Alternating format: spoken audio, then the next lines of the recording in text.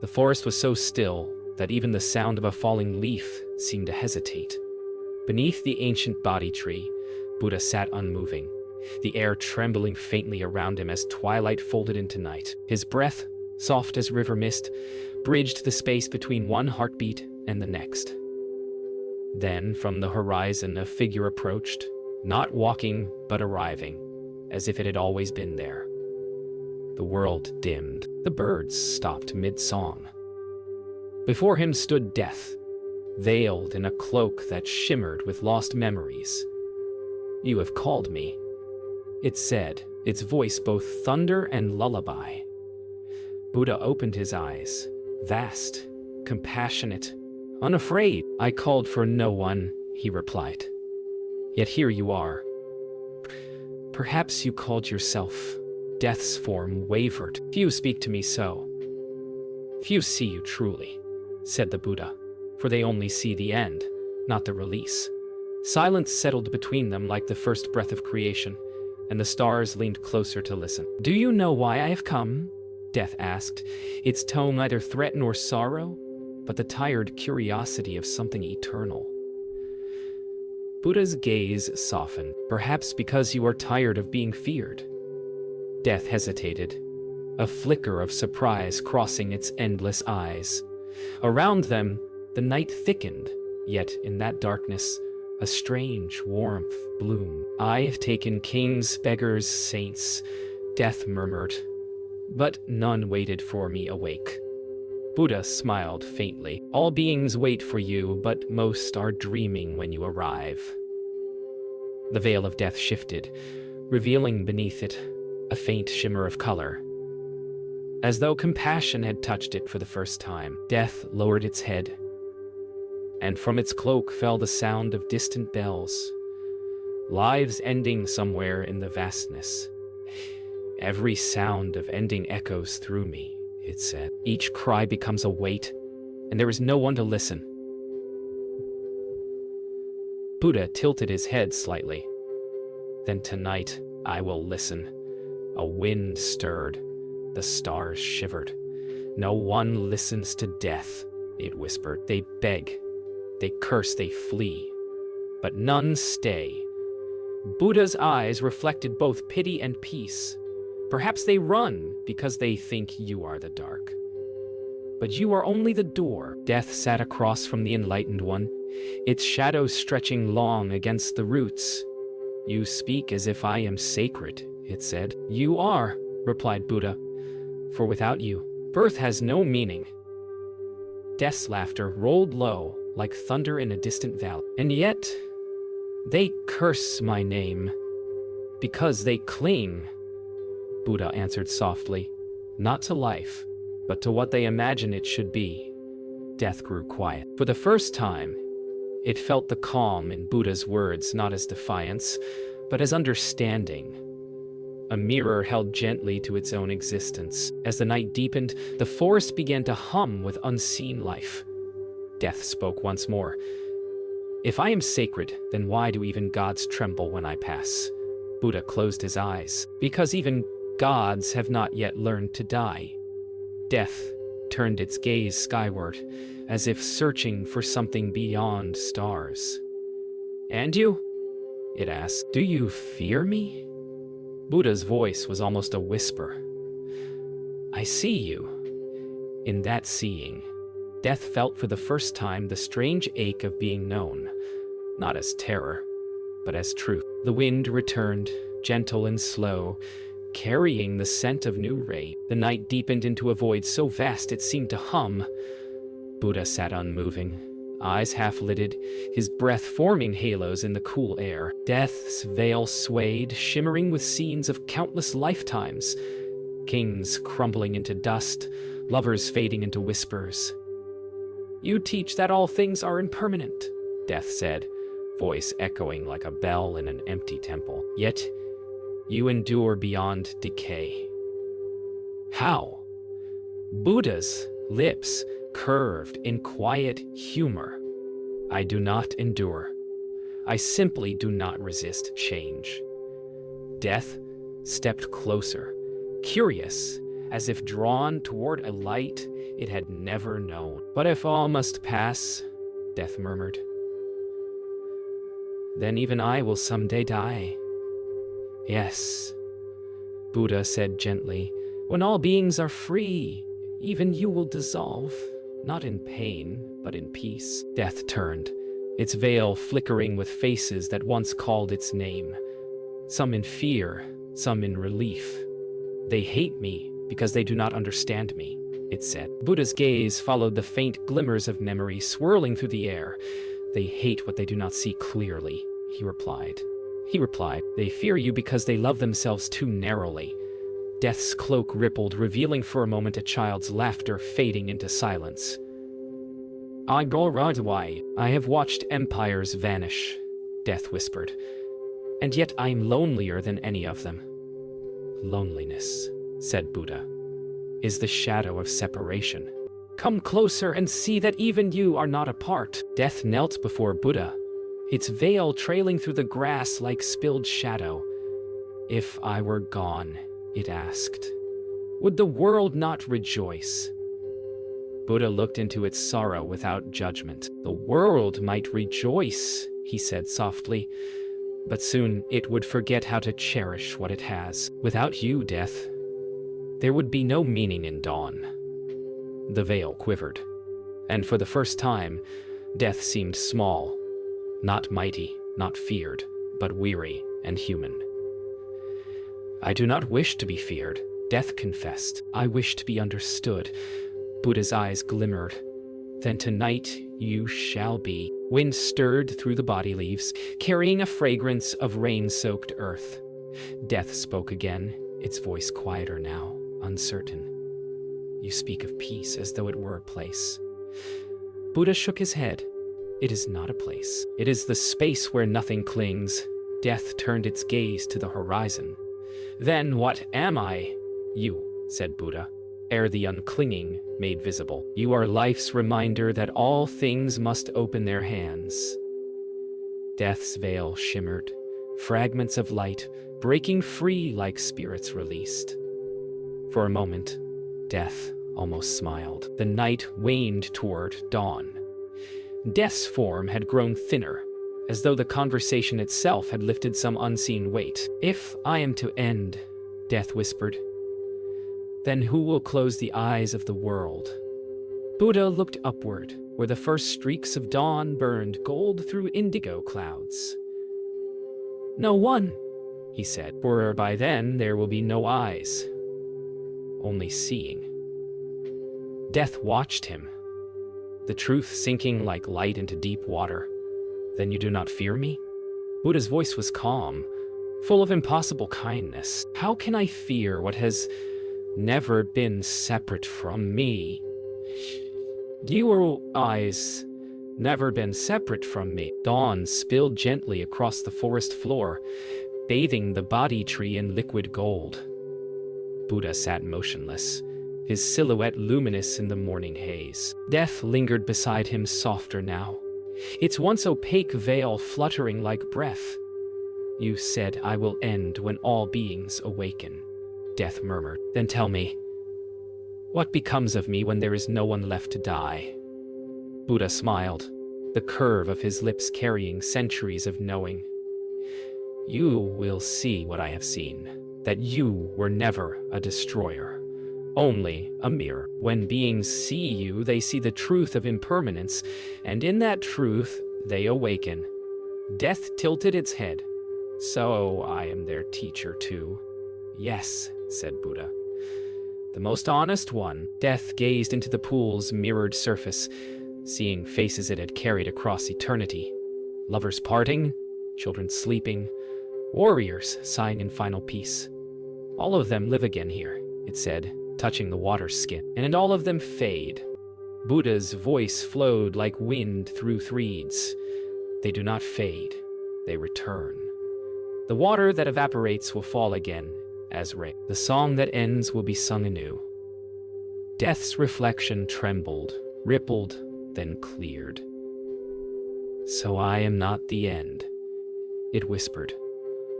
Only the turning, Buddha nodded, and in every turn there is a chance to wake. The wind carried the scent of jasmine and soil.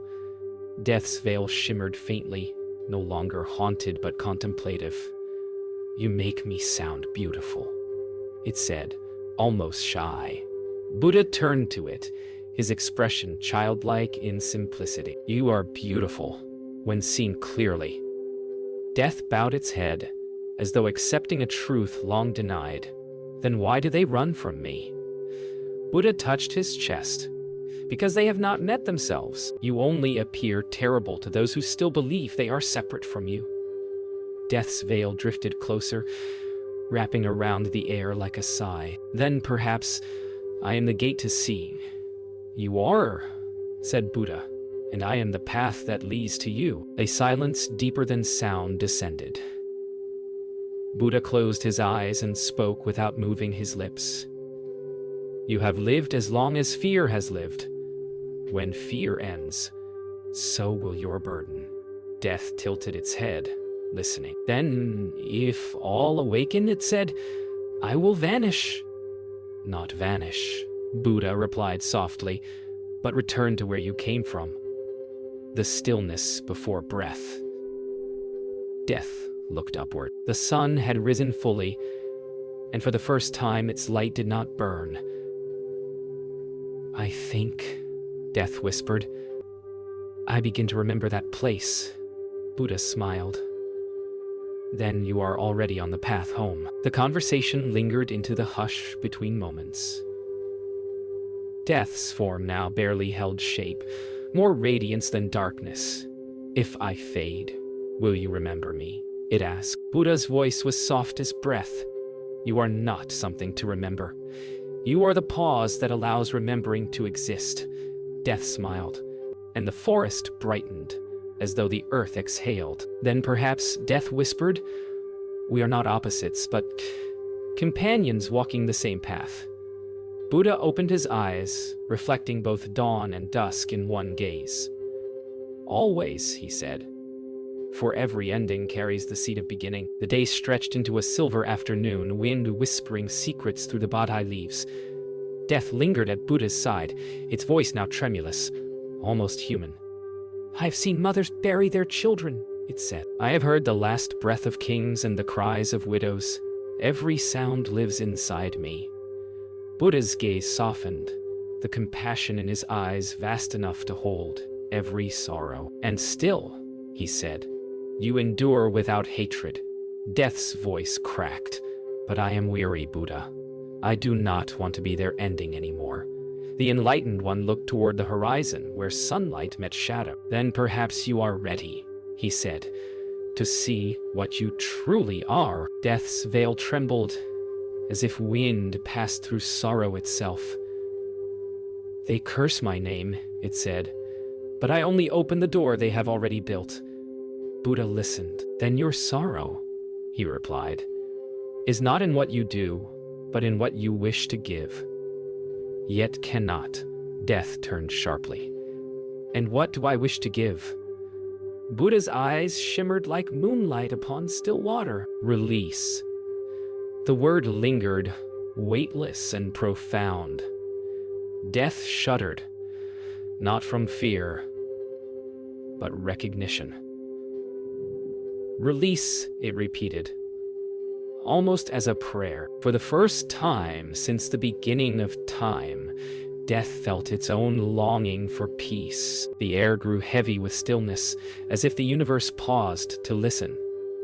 Death lowered its gaze, and a single tear, clear, luminous, fell from its unseen eyes.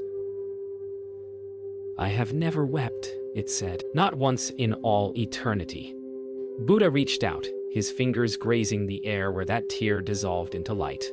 "Even sorrow," he said, "is sacred when it reveals the truth." Death's shoulders shook. "I am so tired of being feared." Buddha's voice gentled further. "Then be loved instead." Death looked up sharply. "Loved? By whom?" "By me," said the Buddha, "and by all who understand that you, too, are part of the way." A hush settled across the world. Even the wind seemed to kneel. Death bowed deeply before Buddha. its form trembling like flame. I was born from their fear, it whispered. If they awaken, then I will fade. Then fading, said Buddha, will be your enlightenment. Death looked into his eyes, seeing not the man but the boundless emptiness within, still, vast, eternal. What will remain of me? Death asked quietly. The peace you leave behind, Buddha replied. Nothing is ever lost, only transformed. Death's veil rippled, its edges glowing brighter, as though surrender itself had become light. The forest darkened once more as the sun dipped low, yet the air felt newly alive. Death's veil now glowed from within. Its darkness turned to silver mist. Buddha, it said softly, when I am gone, what will take my place? The enlightened one looked toward the horizon where light met night. Silence, he said, and in that silence, compassion will move like wind. Death closed its eyes. Then, perhaps, it whispered, I am ready.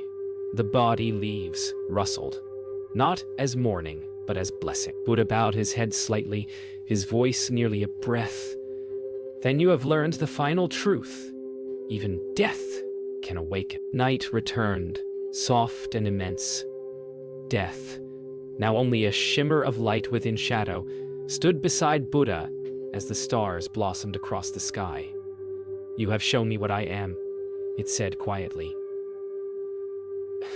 But if I too am bound by karma, then who will release me? Buddha turned his gaze upward, the reflection of constellations gleaming in his eyes. You will release yourself, as all beings must. When you cease to see yourself as separate, you will find that freedom was always within you. Death's veil stirred gently, not from wind, but from understanding. So even I can awaken, it asked. Yes, Buddha whispered, for awakening is not a gift given, it is truth remembered. A long silence settled, broken only by the murmur of distant water. For eons, Death said, I believed myself a prison. But now I see I was the gate and the gatekeeper. Buddha smiled, his expression serene and childlike. When you open the gate, you realize it was never locked. Death looked at him, voice trembling. And what lies beyond? Nothing, Buddha said softly. And in that nothing, everything. Death felt a lightness spread through its form, as though centuries of sorrow were lifting, one breath at a time. Then the end is not darkness, it murmured. But return, Buddha nodded. Return and rest. Death approached the river, its steps leaving no mark. You said all must dissolve, it whispered. But how does one dissolve without fear? Buddha rose, his movements slow, fluid, eternal, by not resisting what has always been flowing. Death turned its gaze to the rippling surface. And you, when your time comes, will you cross through me? Buddha smiled, the corners of his eyes glinting with kindness. I will walk through you as one walks through light. Death bowed deeply, humility and wonder blending into one final gesture of reverence. Death turned toward Buddha for the last time. If I vanish, who will remember me? It asked. Buddha stepped closer, his voice tender. Every child born, every leaf that falls, every breath that ends, all will carry your memory. You are the heartbeat between. Death trembled, a soft radiance blooming in its chest. Then, I am not a curse, it said, voice breaking with joy. You never were, Buddha replied. You were simply misunderstood. Death's veil unfolded wide, expanding until it touched the stars. No longer shadow, but sky itself. A quiet beyond sound enveloped the world. Death, now everywhere and nowhere, spoke one last time, its voice gentle as a breeze through lotus petals. I am free. Buddha closed his eyes, and a single tear traced down his cheek. glinting like crystal in the starlight. "Then all beings are free," he whispered. The forest exhaled. The river shimmered. From the far horizon, a dawn unlike any before began to rise. Neither birth nor ending, but the seamless turning of all things. The Enlightened One bowed his head, not in victory, but in gratitude, for even death had come home. Dawn stretched its light across the still forest, dissolving the last traces of shadow. Buddha sat once more beneath the Bodhi tree, his breath slow, his body quiet as the surface of a mirror. Death was gone, yet its essence lingered. A soft pulse within every leaf, every grain of earth. "So, this is the silence you spoke of," Buddha murmured, voice barely above a whisper. In that silence, the world seemed to breathe with him. The trees bowed slightly. The river murmured in rhythm. For a moment, there was no boundary between life and death, only the endless exhalation of existence. The Enlightened One smiled. "The breath continues," he said, "though the breather has vanished." The air trembled faintly as Buddha's awareness spread outward. He saw the cycle: birth, growth, decay, renewal, all flowing in perfect balance. "There is no end," he whispered, "only the turning of forms." A butterfly landed upon his hand, its wings half gold, half silver. A remnant of death's memory transformed into beauty. Buddha gazed at it and smiled. "Even endings learn to fly," he said softly. The butterfly fluttered upward, carrying a glint of light that merged with the morning sky. Every being in that forest seemed to awaken at once, stirred by a peace deeper than sound. The Buddha's vision deepened. He saw countless worlds rising and dissolving, stars born and dying, oceans forming and evaporating, all in the span of a single breath. "So vast," he murmured, "and yet no different from this moment." Within that vision, Death's voice returned, soft as wind. "Do you see me now?" it asked. Buddha smiled without opening his eyes. "I see you in everything. In the flicker of flame, in the stillness after rain. You are not gone, only transformed." The voice faded into laughter, light, peaceful, free. And then nothing but the hum of existence remained. Time loosened its grip. Buddha's awareness moved beyond body and sound. He became the pulse of the world itself, the still center around which all change turns. Within that stillness, a question rose from nowhere. Who breathes when there is no self? The answer came not in words, but in the quiet rhythm of life unfolding. The wind exhaled through the trees. The earth inhaled. Existence breathed itself. Buddha's smile deepened, not as a person's joy, but as the peace of understanding.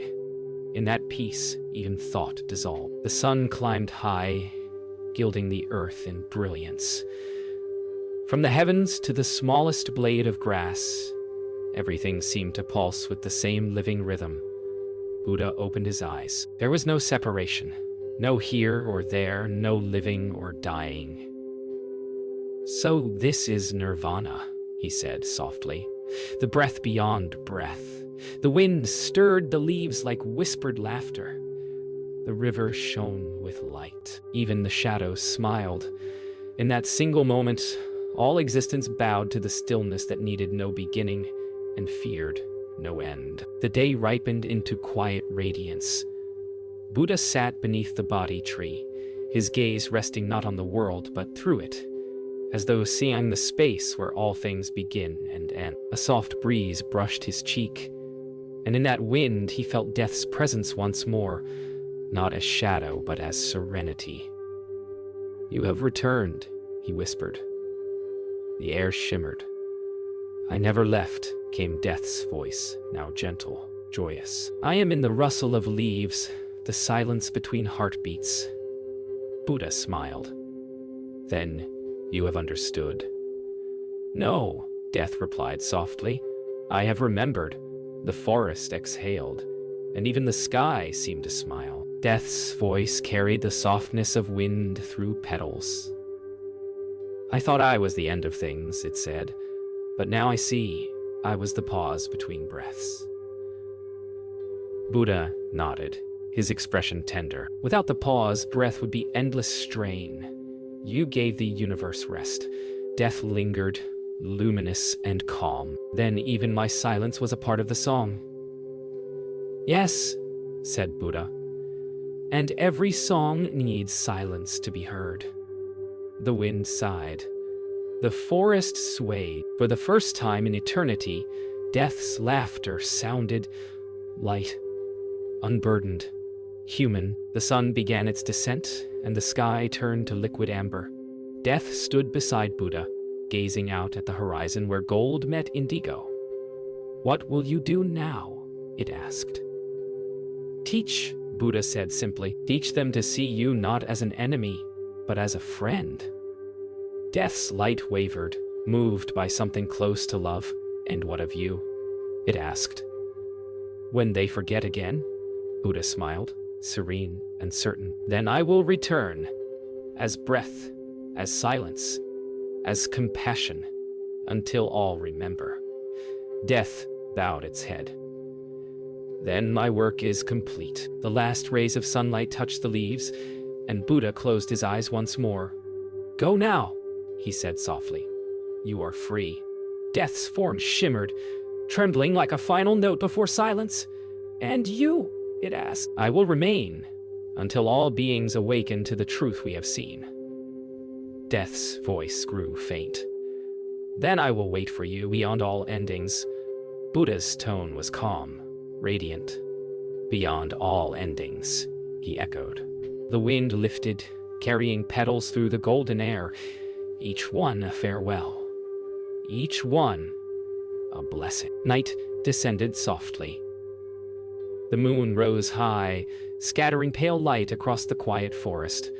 Buddha sat alone beneath the Bodhi tree, yet the air around him shimmered with unseen presence. He breathed once, deeply, fully, and the whole world seemed to breathe with him. A faint silver wind passed through, caressing the leaves. It carried Death's voice, now only a whisper. Thank you. Buddha opened his eyes and smiled. There was never two, he said. The moonlight deepened, reflecting in his gaze. A mirror of stillness where all dualities dissolved. In that infinite calm, enlightenment and death were one and the same. A single smile upon the face of eternity.